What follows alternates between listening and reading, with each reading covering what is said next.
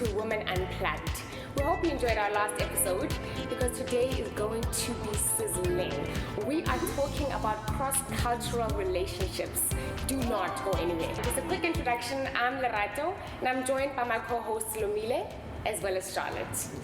Ladies, cross-cultural relationships. You know, when I think about this, in today's episode though, we are going to literally talk about and unpack relationships as it relates to dating and marrying into different nationalities as well as different racial groups. Wow. So we have a very special guest that I'll introduce later on. But before we get into all that, you know, what interests me about this is, you know, there's society that you have to deal with. Yeah. There's family that you deal with. There's so many dynamics to this, you know, idea of dating outside of your nationality or your race. Charlotte, you are from Uganda. Oh gosh, okay. I'm in the public domain. Yes, you've been living in South Africa for many years. Yes. You probably dated South African men. Yes. What has it been like?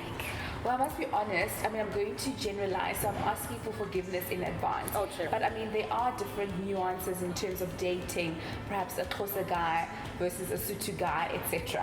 Yes. And then you've got the extra dynamic of perhaps dating somebody that's outside of South Africa. Yes. And I just find, and once again, I'm asking for forgiveness in advance, but I found that the Sotho Tswana guys are a little bit more gentle. And That is true. I can agree with that. Is true. I picked that up, and then I found with the Zulu guys a little bit more dominant in the relationship. And I'm not saying abusive. I'm just saying that their presence is felt, and I think they're a little bit more adamant in terms of following cultural practices and understanding their place and their role in the family. So a woman has her place, and she cooks, you know. Yes. So they would push it more than a Sotho or a Tswana guy. Let me just put it that way. Yes. And then as you start going to East Africa, West Africa, so you push out of South Africa, the roles become, the polarity becomes larger and larger. So there's no overlap in terms of what's expected from a man and a woman. A man never washes clothes. He never cooks. He's the head of the home. Yes. He's the breadwinner and so forth. Very clearly defined. Very clearly defined. And then even though we are modern, so just because you find a man from Ghana or from Nigeria and he's got his cufflinks, no. Never get it It's so interesting because I can't speak for Zulu men. I've never dated a Zulu man. I've just always been attracted to the more gentle. It really just works well with me. Lomile, friend, you are single at the moment. Yes. Let me ask you, would you date a white man?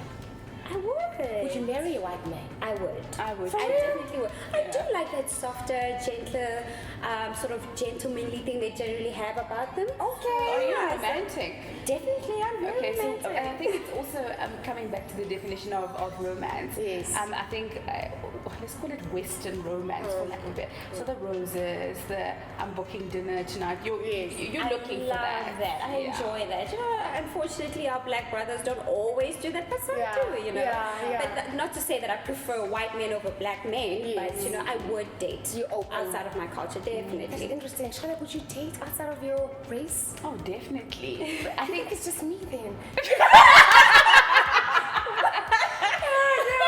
I think it really is attraction. I mean, I've been surrounded by German men, by men from other countries. But there was never attraction. I was never attracted to a. So you're only attracted to black men, I not find that- Indian, not No. Look, colored, yes, of course. You know, strong no. black is in black as in, you know, black, Indian colored, yes. More especially black as an African black. It really is a preference thing for me, and that's what I find really yummy, you know? I think I used to share your opinion, but until I started getting more and more male white friends, my mind started opening up a bit because I started seeing them a little bit differently. I used to see them as a little bit too soft, you know, not domineering enough, you know, sometimes you want to be dominated. I've gotten to know them, enjoy their company, and it's actually a possibility, you know. Just from spending time with them, you know. And I think, you know what it is, why, and I'm going to be truthful about it, what attracts me about the idea of being with somebody, whether it's white, Chinese, or Indian. Let's use the white guy in this example. Is that I find that they are more liberal, more free thinking, and I know that if I was to marry into a white family, I wouldn't have to wear a duke and a dress up to here, wear flat shoes, peel potatoes at a funeral. So there's less expectation. So it's not about undermining the way we are as African people. I just know that already I'm battling a cross-cultural relationship. I mean, I've got an extra layer on top of relationships are really difficult on their own, and then you add race, and then you add culture, and you add religion. I mean, the whole thing. So marrying a white person, I think. I mean, these guys elope.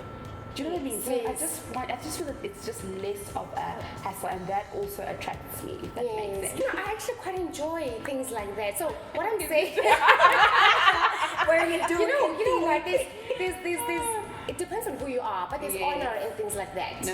You know, when you honor the way that things have been done for many years, there's something beautiful about that. I don't find it a chore. I don't find it a burden or a disadvantage to me, because I am like, no, I embrace it. I feel like it's part of, when you're peeling. Potatoes. There are those sweet spots that you get amongst women as you talk about things that are beautiful. And, I think initially one may not warm up to it, but as you get into it, there's something really special and heartwarming about that. The fact that you can submit yourself to that degree and forget yourself for a while. And if you are that liberal, I think there comes a point in time where you have to embrace certain things. Even with, white men, there's things that you will have to learn to embrace as well. Yes. So I think for me it's about embracing things and just appreciating what was there before you even. But our generation is kind of moving away from that. I mean, the men that we would marry would think a little bit more differently. They do, but funny enough, when they get back home, I mean, home to that side. home. Yes. They turn on you. Guys, I still maintain, I embrace that. I really, really do. I really do. When you talk about the circle, where men are gathered and you can't really get, I find that so how do you pass the fascinating. message on? No, you find a way. You said you find a way. Because you know, that when you go back home, there'll be so much to talk about. And he's not doing it from a bad place. No, you know your husband, you know your boyfriend, you know your man. You know that when you both understand the cultural norms that you've entered into, it's quite fascinating. But when you get home, you're like, baby, did you have to really do that? I don't think that was a bit too much. I think you laugh about it because you know that you're not married to a madman who's power hungry. No. He just also plays along, and it really is.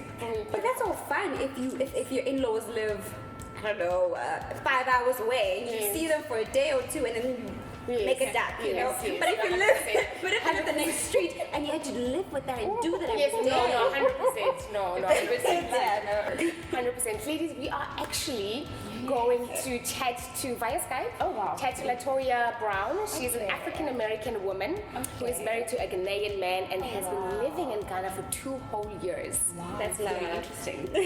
That is a lot of love. So stay tuned. We're about to interview LaToya.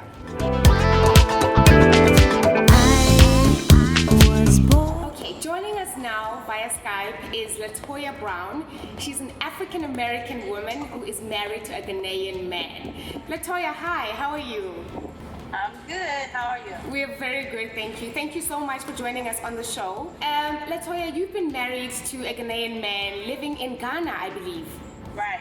Yes. How long have you been living in Ghana? It's been off and on for about 2 years. About 2 years. And your marriage has been for how long? Just that long. And how has it been? I mean, we are talking about cross-cultural relationships. We're specifically touching on what it's like to date or marry a man of a different nationality to you, and you are doing that right now. What has that experience been like for you? I mean, basically, it's like 2 people speaking 2 different languages. Yes. Please elaborate. What do you mean? So, I mean, we both speak English, but, I can say one thing, it might mean something to him different than it would mean to me. Yes. So the context is totally different. Yes. So you find yourself having to slow down a lot of times and explain, this is what I meant by that statement. Yes. And you've obviously been with, I'm assuming, American men. What is the biggest difference between being with an American man and being with an African man? Tell us about those differences. I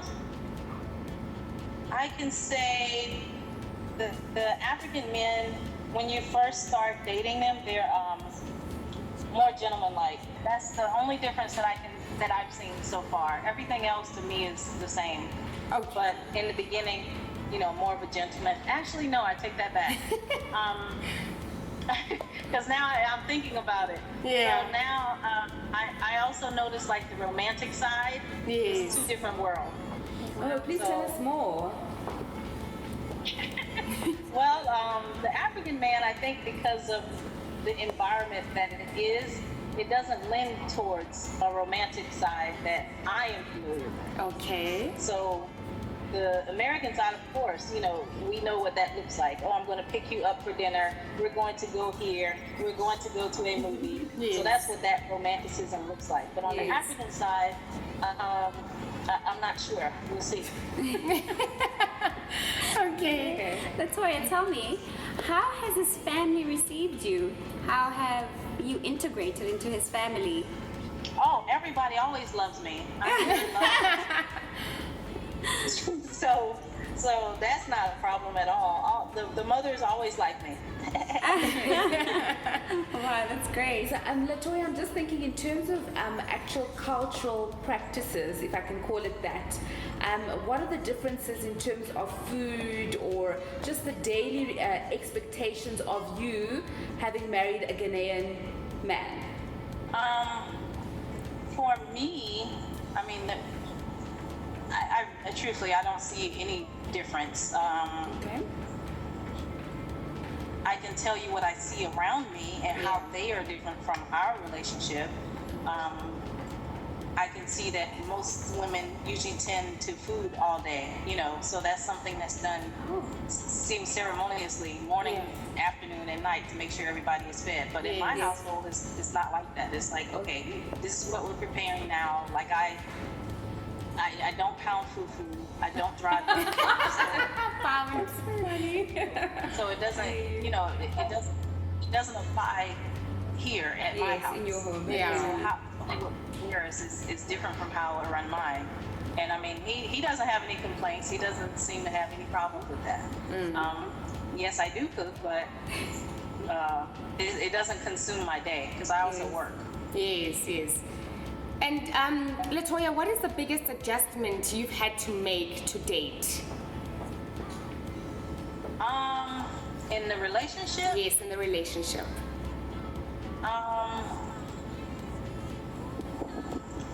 I think it feels better to rely upon or know that he will come up with his end of the financial bargain. So that's an adjustment because I'm used to handling it all by myself. Wow. So that's a positive adjustment. Okay. And then can you tell us a little bit about the international committee forum or what you have going on YouTube in terms of all the other international women that are married perhaps to African men? What's it all about? How does it work? Yeah, so International Wives of African Men, I came up with this concept about 1 year ago. And I actually began to implement it last year in December. And the idea behind it is to basically bring the foreign women together. Yeah. Because even though, I am brown like you or black like you, it's still two different cultures. Yeah. So, but it's also evolved because there are a lot of white women, Mexican, French, UK, British, all of that. So it's evolved to international women. And then, of course, our commonality is that we like or we're married to African men. Yes. So that's where the basis of all of that is. And basically, the topics have been on trying to merge two cultures, especially if you have children. Yeah. So you may have American-born children who are trying to be in an African household. Yeah. And that can be a challenge because you may be raising your child to be more independent and also free thinking and also with an open mouth. Whereas in the African household or West African, because I can't speak on the East African side yet, the West African is the child is told to do something, you go and do it. You go and fetch water, you come back, you be quiet. Yes. So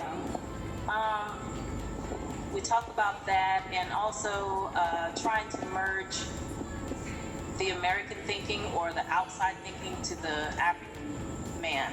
Okay, so that's LaToya. She is, as she said, married to a Ghanaian man, has been living in Ghana for 2 years, has adjusted quite nicely by the sounds of things. So I'm sure. She just makes it sound too easy. Yeah, no, I was expecting, I was wondering because the American culture generally is considered quite liberal, and then you get the more conservative West African cultures. So I can imagine there must have been some rejection of each other's, some of the elements of the different cultures. Yes, right at the beginning. Because at the extreme ends, I imagine. And I think that also shows, it's very true to what people say, that yes, as much as you come from different cultures, man and wife, or husband and wife, determine the culture in the home. Because she said that I don't pound fufu the way the other Ghanaian wives are expected to. And that is because her husband has, I don't want to use the word allowed, but he's basically said that's okay. Joining us now is Tshilidzi Nthangeni. Tshilidzi, welcome to Women Unplugged. How are you feeling? Hey, hi ladies. Oh, feeling great. Thanks for having me. Good. We're glad to have you. Tshilidzi, you are engaged. I am indeed. And it's been a couple of months. And you are engaged to a white Afrikaans man. Yes. Wow. Tell us about it, man. How's that been? I've never been engaged before to any man, so it's been good. It's been good. We met in varsity. Okay. Which varsity? UCT. Yes. He was working at the time, I was studying, and it was a church. Yes. A friend of mine had taken me to visit the church, and she was like someone I would like to introduce you to, and we were introduced, and that was a good 6 years ago. And at which point did the love or the infatuation because I'm really interested. How did he approach you like as in I'm interested in you, Tshilidzi? Okay. Well, I think when people look at cross-cultural relationships, this is an issue. But I think it's important to know that it develops, like any other relationship. We were just open. Both of us were just open to being acquaintances, to being friends, to being deeper friends. And then it just grew with time. So I think we just both had this starting point of, this was something that we were open to. I was listening to your earlier segment. Yes. And I liked Lamila's honesty, just that she can see that she went from a point where she was closed in a sense to possible relationship with white men, and then as she was open to friendship, then she could see the possibility of something more developing. Same with us. Were you always open to dating and potentially marrying a white man? I was. I think just in terms of my upbringing, having grown up just in a multicultural environment, people from all over different countries. I always was. So I want to know in terms of his family. I'm comfortable with you, maybe it's because I can relate to you. We're both female, black, but I work with a lot of white Afrikaans people who I'm close to as well. But and it's without judgment, but they come from quite conservative backgrounds, especially Afrikaans people, etc. Because you said you're engaged to an Afrikaans person. How did his family or friends receive you, engage with you? Were there any, was there any friction at all? And sometimes it's not in the words, sometimes it's in the behavior. Or talk to us a little bit about that. Or was it easy, pretty sailing for you? I must admit, I think I felt the way a lot of black females in this country would feel, apprehensive meeting them for the first time. I knew that they were Christians, so they shared our faith. But even with that, you wonder if people will just pay the lip service to it. If they will not fully embrace you. And I must say, I was so humbled. And just overjoyed. Tell us about the public's reaction. you know, what do black people think of the vacation? What do white people think of the vacation? Because that must be interesting. Fine, his family has embraced you and you have embraced each other. But do you notice energies and looks and from other people? I must admit, so when it's just the two of us, I forget.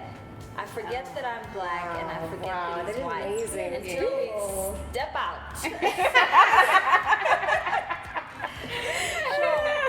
Anxiety happens. Yeah, I think though, I must confess that I used to be one of those girls who used to look at those relationships and think, What's she thinking? Like, girl. exactly. Yeah. So you see people doing the calculations. You know, what is he getting out of this? What is she getting out of this? People, I think, have become more socially, how to say, acceptable in their response. So they don't stare as hard, but there's an initial discomfort, and then they get used to us. So just everywhere from Cape Town to Joburg to, we've been to a number of different provinces. We've been to, different settings as well. Yeah, it's been okay. It's been okay. Oh, go ahead.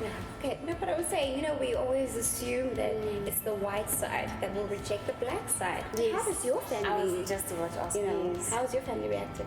My family was equally as amazing. And in the same way, they are the parents that raised their daughter. So my open-mindedness as well. There was never a hesitation, in bringing him home that they wouldn't accept him. So I think that definitely a blessing. This is awesome. Do you find it interesting? I guess, maybe, I don't know, if there'll be slaughtering of cows, let me just call it the usual traditional African things. Does he find it interesting or overwhelming, or what's his response to things that he hasn't been exposed to, things that are new, or even with you and vice versa, when you, let's call it, cross the side, do you see things that, I never knew this happened, or it's the first time I'm, so as you get exposed to each other's lives or cultural lives, do you find things overwhelming, intimidating, if at all? I suppose one thing that works well with us, although I'm Venda and he's Afrikaans, we're not traditional families. Oh, okay. Both of us. Yes. So there's there's more of a liberal, meeting point in a sense. So there's, you mentioned things like slaughterings. There's none of that traditional ancestral stuff that would be happening in my house. So there aren't those polarities that we've experienced. But I think what I enjoy about Fritz and I is that we, in a sense, put to shame a lot of the stereotypes. Yes, and that's what I love about you, I must be honest. So he's the black one in the relationship. He loves people. He's a people's person. He's extroverted. He's, parties and, conversing and greeting and dancing and music. And I am perhaps the white one in the relationship. More introverted, more books, more to myself, more, not so many people. So I'm sure you're just like, why must we say Wow. Ladies, any more questions for Tshilidzi? No, I'm just really excited for you. It sounds like it's an amazing relationship. You've been able to overcome those challenges that most people in your situation complain about. So I'm really happy for you. Now, you know how we do in African families before I close off? We invite 350, 300 people. And we dance in the as opposed to 100 people. How are you guys doing it? I know in white families it's like 100 people or 80 people, How are you doing it? I think, we're doing it true to the both of us. Okay. We're doing it true to the both So of what's us. that, 350 plus 100 divided by 2? Give us a number here. What are you working with? So I think we're wanting to keep the intimacy, of a church wedding, but then we're also wanting to celebrate with as many people as possible. So it won't just be one ceremony. It'll end up being, a couple of celebrations here in Joburg, down in Cape Town as well. Okay, lovely. That's a nice compliment. Wow. Chelsea, thank you so much for spending time with us. Oh, my pleasure. Wow, and all the best with your marriage. I'm sure Fritz is a very lucky man. He is. You say so yourself. I did promise you a sizzling episode. An eye-opening. An eye-opening one. Chili, thank you so much. That's your other name, hey Chili, aka Chili. AKA Chili. Yes.